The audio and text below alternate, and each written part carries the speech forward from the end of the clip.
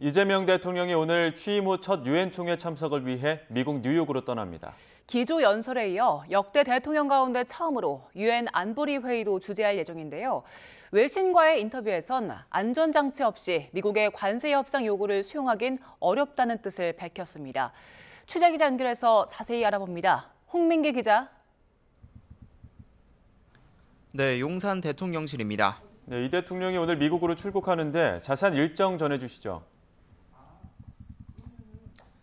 네, 이재명 대통령은 현지 시각으로 오는 23일부터 뉴욕에서 열리는 유엔 총회에 참석하기 위해 오늘 방미길에 오릅니다.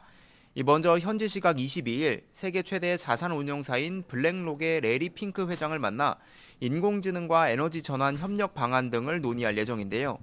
이튿날인 23일 우리 시각으로는 모레 새벽쯤에 유엔 총회 기조연설을 통해 한반도 정책 등 우리 정부의 외교 비전을 제시할 계획입니다.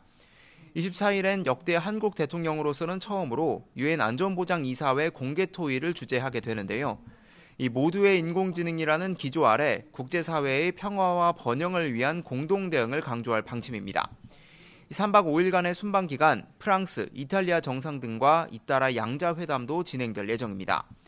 다만 도널드 트럼프 미국 대통령과의 정상회담은 예정돼 있지 않은 상황이고 약식회담도 역시 불투명한 것으로 알려졌습니다.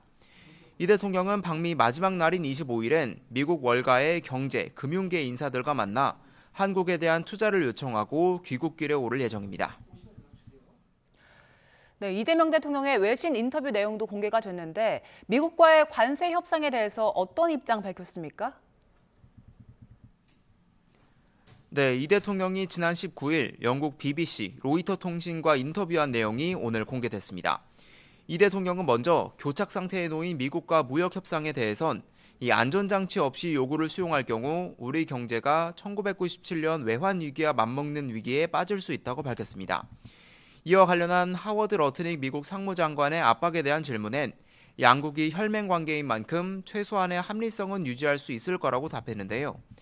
조지아주 구금 사태에 대해서 국민이 분노했지만 이번 단속이 한미동맹을 훼손하지는 않을 거라며 트럼프 대통령이 한국 근로자 체류 허용을 제한한 점을 긍정적으로 평가했습니다.